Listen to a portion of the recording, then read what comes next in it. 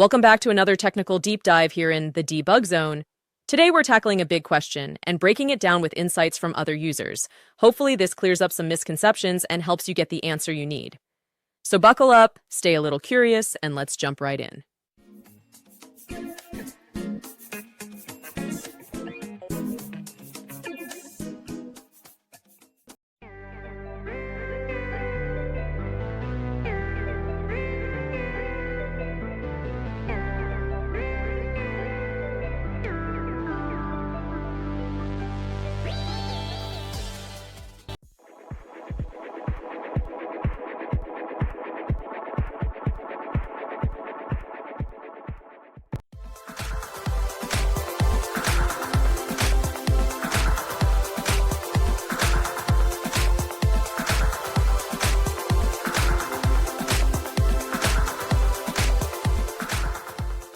And that's a wrap.